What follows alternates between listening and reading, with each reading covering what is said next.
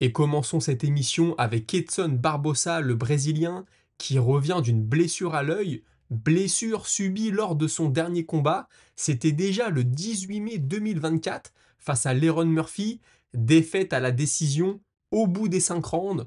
En tout cas, il a indiqué être en très grande forme physique actuellement, être prêt à revenir face à n'importe qui et attend seulement des nouvelles de l'UFC.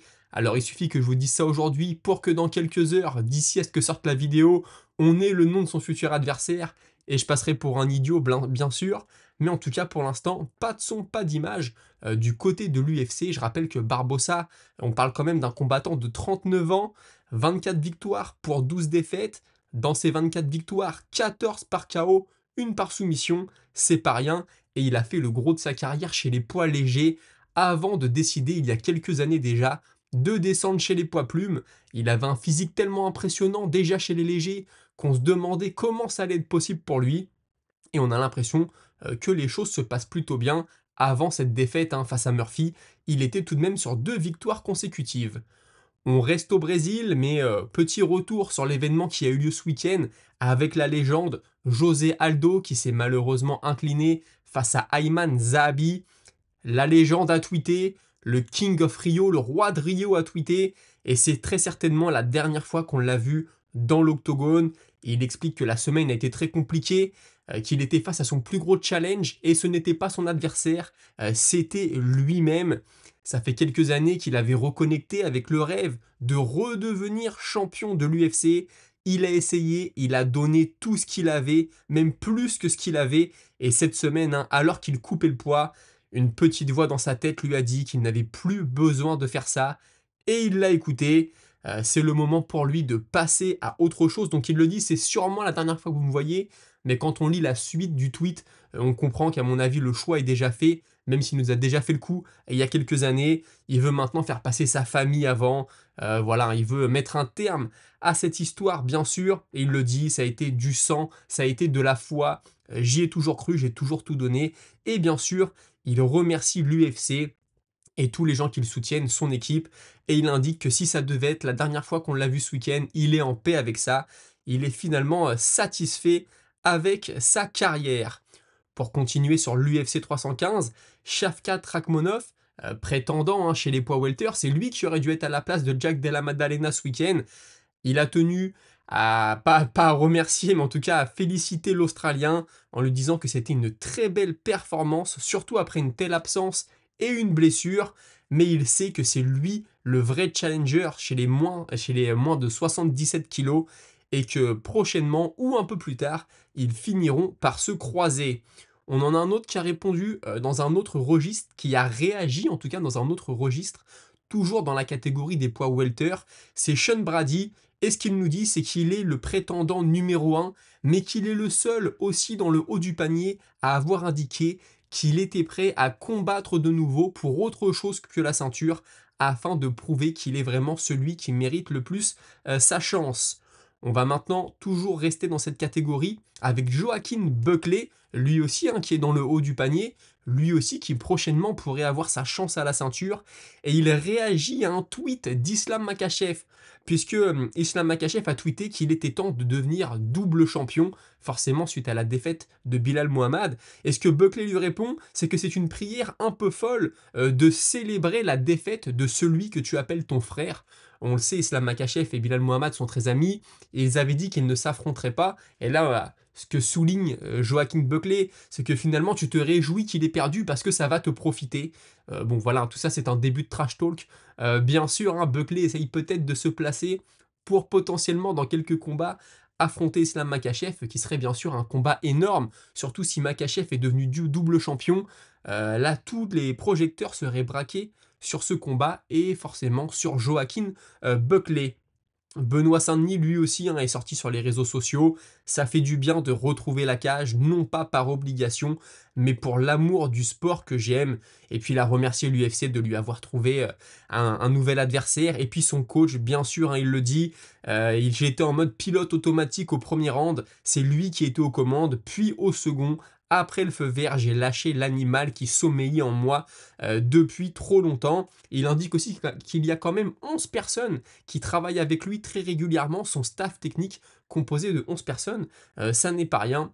Espérons que la suite de sa carrière soit aussi du même niveau, même si bien sûr on attend toujours des réponses de son côté. Il y en a un pour qui samedi soir a signifié la 5e défaite consécutive. C'est Bruno Silva, le Brésilien. Il est sur un 1-7 sur ses 8 derniers combats. Il est âgé de 35 ans, 23-13 en carrière, 23 victoires, 20 par KO. Donc forcément, ça peut être plutôt impressionnant. Samedi soir, il a échoué face à Marc-André Barriault. On se souvient qu'il y a quelques années, en 2022, il avait affronté Alex Pereira. Il avait été au bout des 3 rounds. Il s'était incliné à la décision. Et puis il a affronté quand même des gros noms à l'UFC. Alors c'est pas fini pour lui, hein, l'histoire avec l'UFC. Même s'il a 5 défaites de suite, ça commence à devenir compliqué. Il a aussi notamment perdu contre Brendan Allen ou encore Sharafutdin Magomedov. L'UFC s'est souvent servi de lui comme d'un faire-valoir hein, pour faire briller les gars qui montaient. Et très souvent, il s'est malheureusement cassé les dents. On sort de cette UFC maintenant, direction les poids légers et l'américain Grant Dawson qui réclame depuis plusieurs mois un combat contre Michael Chandler. Et là, il est sorti sur les réseaux. Je suis à 11-1 à l'UFC. Ça fait très peu de sens pour moi d'appeler un gars qui est sur un 2-5, en l'occurrence Michael Chandler. Mais comme ce gars est classé devant moi, je vais l'appeler, je vais demander à l'affronter, même si je pense que ces classements ne font aucun sens. Il le dit depuis des mois, quasiment depuis un an, en Grant Dawson, que Michael Chandler est beaucoup trop haut, qu'il est beaucoup trop aimé par l'UFC quand on regarde ses résultats au final, alors que lui, avec un 11-1, mériterait d'avoir sa chance depuis longtemps. Malheureusement pour lui, il a perdu le combat qu'il ne fallait pas face à Bobby Green, un très gros KO au premier round. Et c'est vrai que je trouve moi aussi qu'il mériterait mieux Grant Dawson. Malheureusement, son prochain combat n'a pas été annoncé et je pense pour sa carrière qu'il aurait besoin de prendre un gros nom. Est-ce que l'UFC va lui offrir? Là est bien sûr toute la question. Cody Garbrandt, lui en tout cas, va affronter Raoni Barcelos lors de l'UFC Atlanta. Ce sera le 14 juin prochain. Cody Garbrandt, ancien champion des poids coqs, on s'en souvient. Il est actuellement sur un 2-3 hein, lors de ses 5 derniers combats. La dernière fois qu'on l'a vu, c'était le 13 avril 2024, plus d'un an, à l'UFC 300. Il s'était incliné par soumission face à Davison Figueiredo. Avant ça, il avait quand même réussi à enquiller 2 victoires consécutives. Il a aujourd'hui 33 ans, hein, il n'est pas trop vieux. Malheureusement, on a l'impression qu'il n'a plus la formule, qu'il n'a plus le menton non plus. Il est sur un 14-6 en carrière, 14 victoires, dont 11 par KO. Et puis face à lui, Barcelos, c'est 38 ans, 19-5 en carrière. Il est sur 2 victoires consécutives. La dernière fois, il s'est imposé, c'était le 18 janvier contre Peyton Talbot. Talbot qui était une petite sensation. Il a réussi à faire dérailler le train, il s'est imposé à la décision. Et puis petit fait assez amusant sur la carrière de Barcelos, il a affronté 2 Nurmagomedov. La première fois, Saïd, c'était en 2019. Il s'était imposé à la décision. Et la deuxième fois, Oumar Nurmagomedov, il avait cette fois-ci pris un KO au premier round, à 4,40 dans le premier round, et c'était en 2023. Mauricio Ruffi nous apprend qu'il a refusé d'affronter Mateusz Gamrot en 2 semaines de short notice. Il explique, hein, je ne pense pas que je suis à un stade de ma carrière où j'ai besoin de me mettre dans ce genre de situation. Ça prouve qu'il respecte énormément Gamrot et je pense personnellement qu'il a raison. Ruffi, l'UFC l'apprécie, les fans l'apprécient. On sait que les gros noms vont arriver, donc pourquoi se mettre en difficulté? Stratégiquement, ça n'aurait pas été bon. Pour son image, peut-être, hein, tu bats Gamrot en 2 semaines de short notice, ta notoriété explose, ou en tout cas, elle ne fait que monter, en tout cas. Et il a refusé ce combat, et c'est vrai que stratégiquement, on ne peut pas vraiment lui reprocher. Magomed Ankalaev, on est chez les poids lourds légers, c'est le champion, et il vient de dérober la ceinture à Alex Pereira, et on le sait, le rematch, la revanche devrait arriver. En tout cas, on lui a proposé à lui de reprendre Pereira lors de l'International Fight Week. Il attend le retour du Brésilien, lui a accepté. Maintenant, ce qu'il dit, c'est que si l'ancien champion refuse, alors c'est le moment de passer à autre chose, et pour lui d'affronter quelqu'un d'autre. Je trouve que c'est une réflexion qui est plutôt logique. On va peut-être avoir chez les poids moyens cette fois un Anthony Hernandez contre Roman Dolidze. Ce serait un main event et possiblement le 9 août prochain. On aime beaucoup Hernandez, Dolidze aussi. On a l'impression Dolidze qu'il y a une progression constante. Hernandez, gros cardio, gros sol. Attention, il a tendance à prendre des coups debout. Ça fait plusieurs combats qu'à chaque fois, il prend un coup qui fait très mal. Espérons que ce combat ait lieu, ça ferait, je pense, du beau spectacle. L'UFC aime Reinier Derrider, et on le sait, l'ancien double champion du ONE FC, très très très actif depuis qu'il est arrivé dans la Big League, il voulait un gros nom, il l'a, il va affronter Robert Whittaker en main event à Abu Dhabi. C'est bon pour nous Français, ce sera dans nos horaires, on pourra se regarder ça en live sans avoir besoin de se lever en pleine nuit. Ça va être le 26 juillet prochain.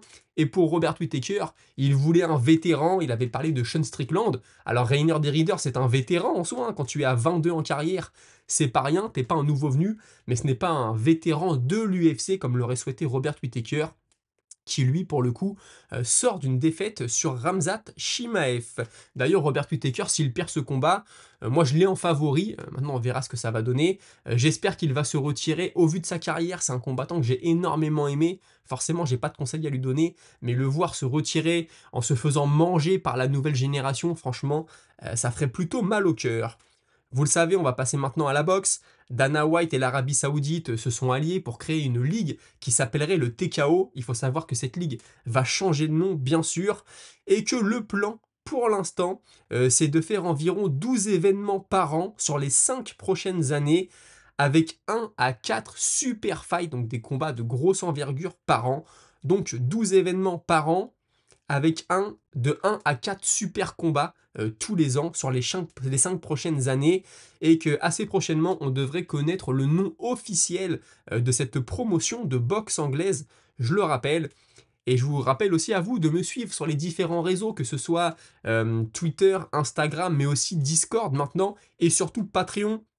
Vous retrouvez tous mes contenus en version podcast gratuitement, n'hésitez pas à y aller, Patreon, on est une petite communauté pour l'instant. Je poste aussi du contenu exclusif, comme je l'ai fait hier par exemple, donc allez voir, le lien est dans la description, c'est Patreon, le moment MMA. Et la dernière info du jour, c'est André Arlovski, le vétéran, qui débarque au Barnacle. Il va affronter Dos Santos, combattant, j'avoue que je ne connais pas. Ça aura lieu le 21 juin prochain, ce sera son premier combat dans l'organisation.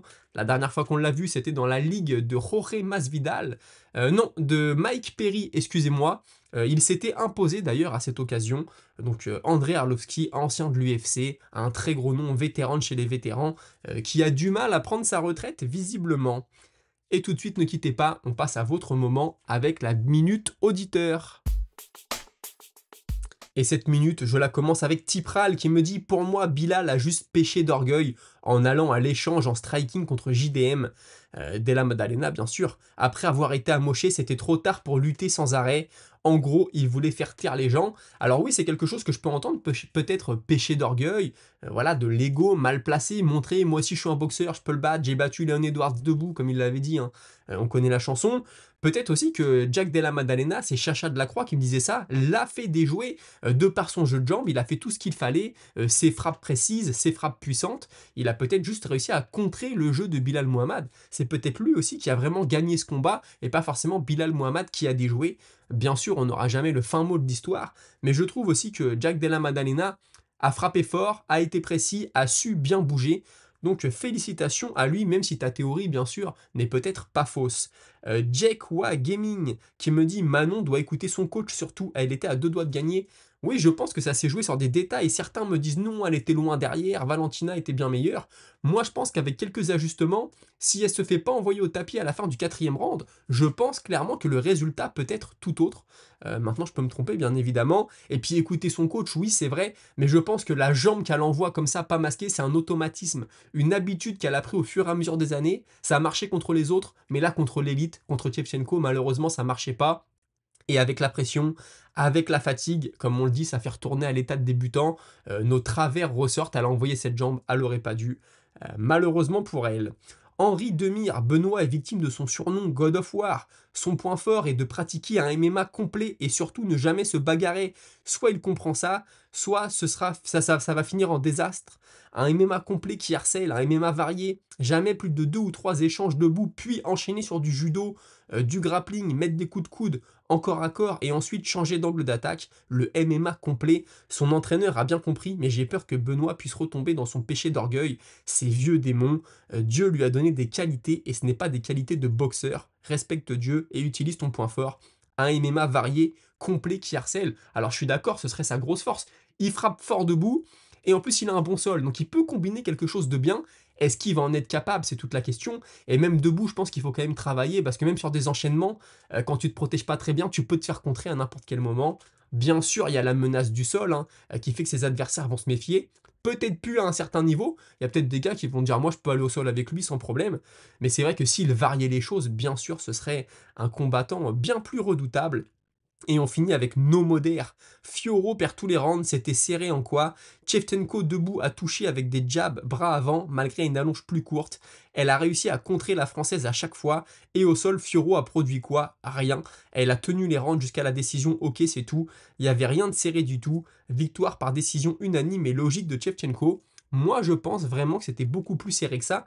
D'ailleurs, je crois que les juges scorent 48-47. Donc ça s'est joué à un round, comme je disais, sûrement le quatrième. En tout cas, elle a perdu. Espérons qu'elle apprenne de ça, qu'elle revienne plus forte. Elle a pris de l'expérience.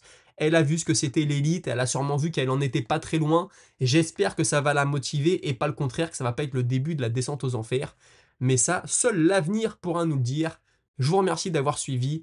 On se retrouve très prochainement. D'ici là, portez-vous bien. Salut.